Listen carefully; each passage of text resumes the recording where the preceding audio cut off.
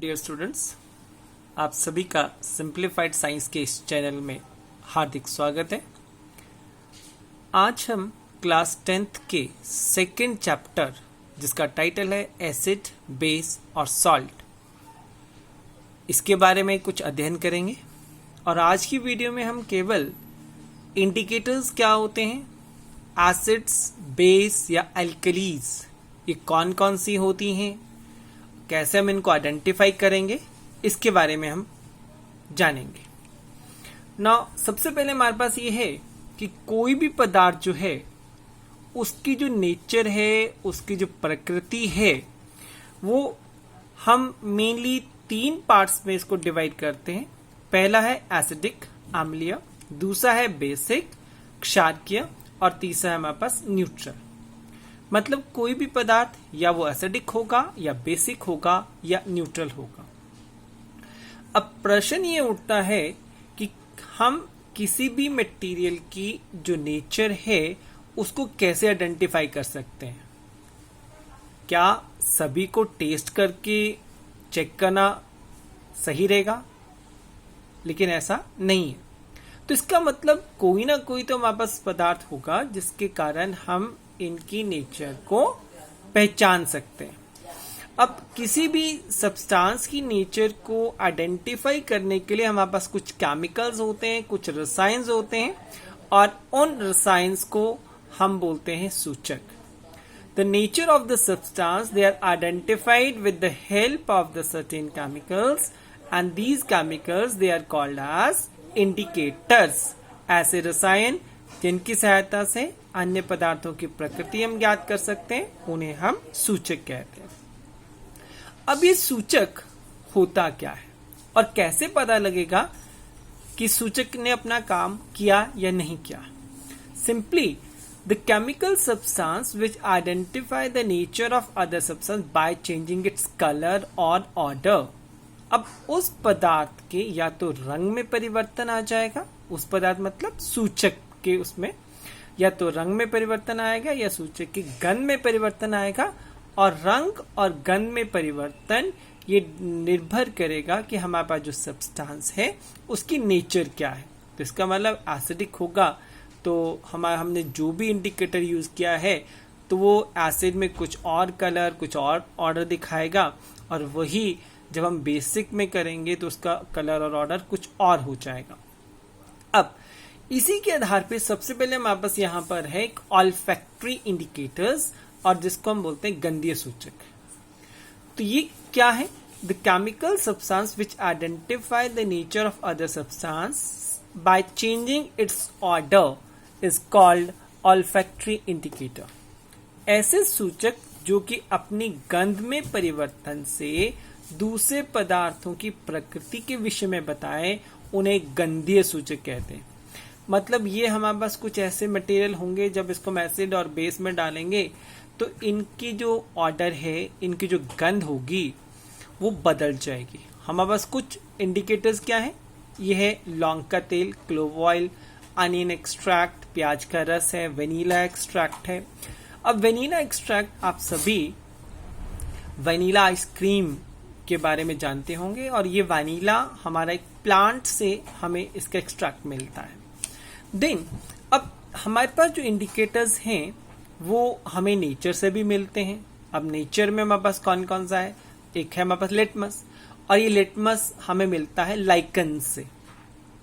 Then red cabbage, हमारी लाल गोभी है, हमारी हल्दी है, टर्मरिक है, हमारे पास कुछ फ्लावर्स हैं, कुछ फूल हैं, जैसे हाइड्रेंजिया है, पेटूनिया है, जर्मेनियम है।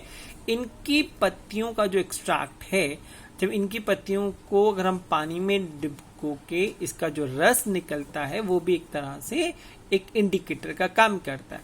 और ये सभी के सभी इंडिकेटर्स हमें नेचर से मिलते हैं, इसलिए इन्हें हम नेचुरल इंडिकेटर्स या प्राकृतिक सूचक कहते हैं। तो प्राकृतिक सूचक क्या हुए? ऐसे पदार्थ जो कि हमें प्रकृति से मिले, ऐसे सूचक जो हमें प्रकृति से मिले, उन्हें हम प्राकृतिक सूचक कहते हैं। ये हमारे पास कुछ नाम है।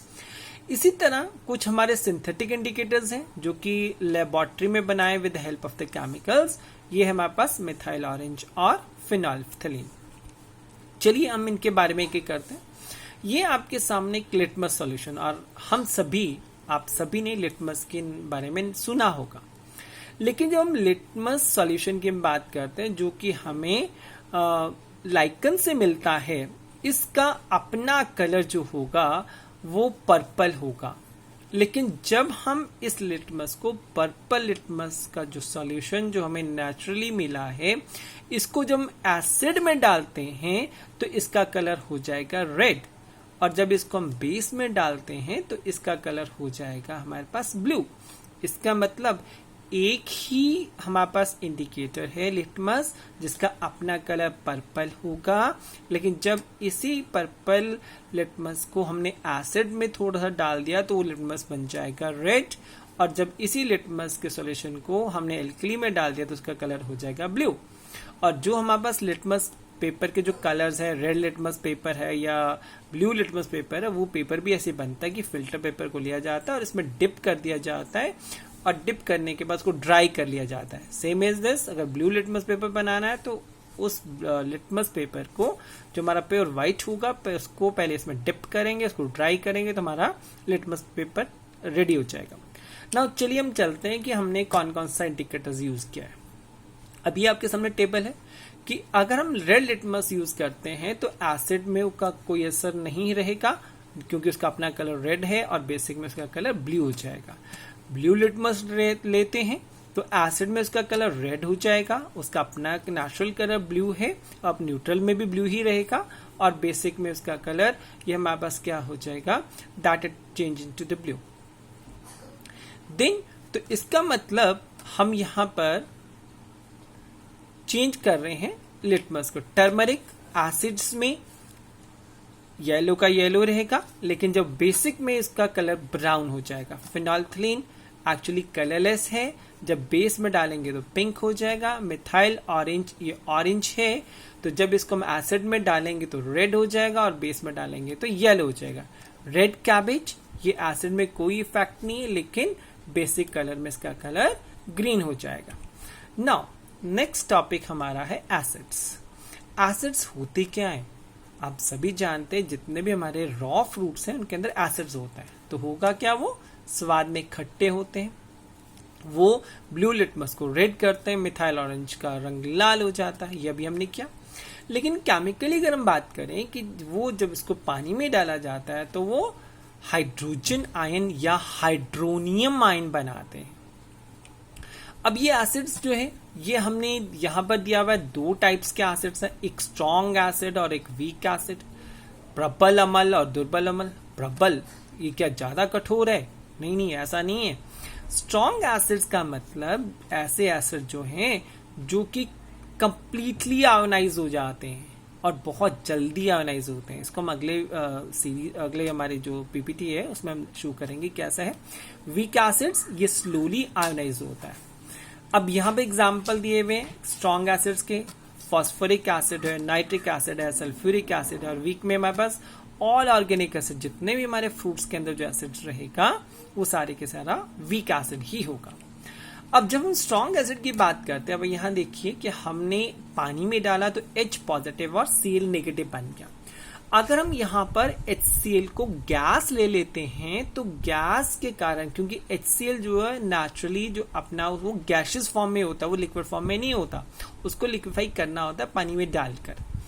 तो अगर इसके अंदर पानी नहीं होगा तो H आयंस नहीं बनेंगे। और ये आपके एक्सरसाइज का क्वेश्चन भी है कि HCl जो है वो पानी की अनुपस्थिति में आयंस क्यों नहीं बनाता, क्योंकि वो आयोनाइज नहीं होता।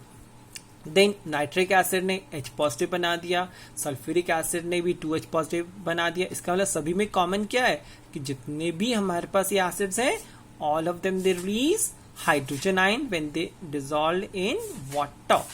देन जब वीक एसिड की बात करते हैं, अब वीक एसिड उसमें एक फर्क देखिए, यहाँ एरो सिंगल साइडेड है, यहाँ एरो डबल साइडेड है। डबल साइडेड का मतलब कि अगर ये हमारे पास कार्बोनिक एसिड हाइड्रोजन आयन और कार्बोनेट आयंस में ब्रेकअप कर रहा है तो ये वापस जुड़ के इसमें चेंज हो जाता है। तो इसका जब वापस जुड़ जाएगा तो हमारे पास ऐसी सिचुएशन आएगी कि कभी पूरे का पूरा टूटेगा ही नहीं। जब पूरा नहीं टूटता, इसलिए यहाँ लिखा they do not ionise completely, इसलिए इनको हमने बोला weak acids. Now same is with the bases. अब बेसिस क्या होंगे? स्लिपरी इन टच होंगे, बिटर इन टेस्ट होंगे. अब ये जल में घुलने पे OH नेगेटिव आयंस बनाएंगे और मिथाइल ऑरेंज का कलर ये पीला कर देंगे.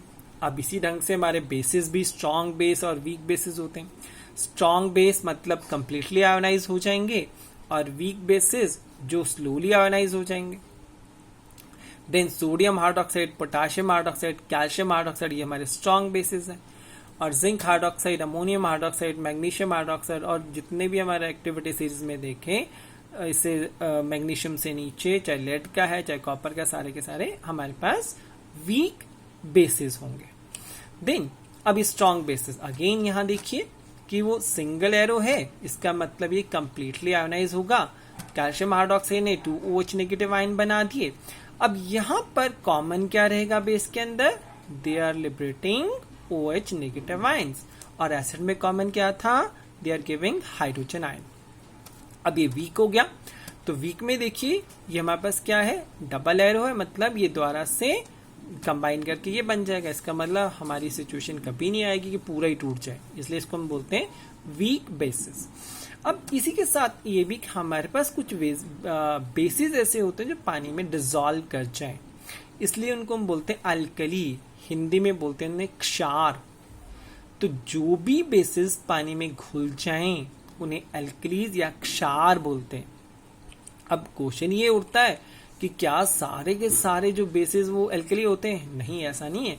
हमारे पास कुछ ऐसे बेस भी हैं जो पानी में डिसॉल्व नहीं करते, like cupric hydroxide, ferric hydroxide, aluminium hydroxide. ये पानी में डिसॉल्व नहीं करता, मतलब they are bases but not alkalis.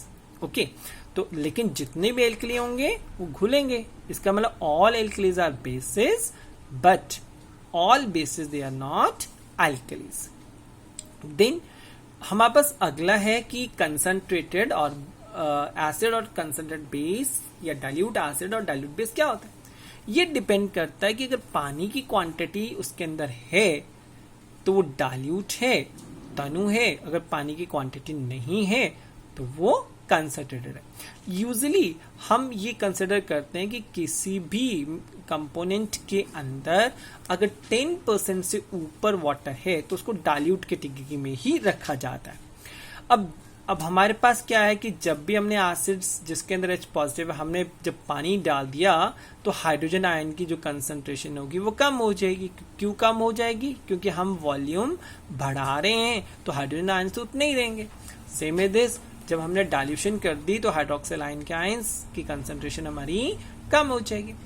और हाँ, डाइल्यूशन के लिए एक समय याद रखना है कि जब भी हमने डाइल्यूशन करनी है हमने एसिड्स को पानी में डालना है, ना कि एसिड के अंदर पानी डालना है.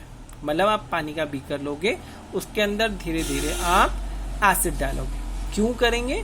क्योंकि रिएक्शन एक्सोथर्मिक होती है. और ये बिल्कुल वैसे ही है कि अगर आपके पास गरम गरम तेल है, गरम गरम तेल में अगर आपने एक ठंडे पानी की बूंद डाल दी तो एकदम तेल बाहर निकल जाता है. इसी तरह से अगर हमने एसिड की बोतल में थोड़ी सी पानी की ड्रॉप डाली तो वो छलक के बाहर आ जाएगा. इसलिए जब भी डाइल्यूशन करनी है तो डाइल्यूशन कैसे करनी है?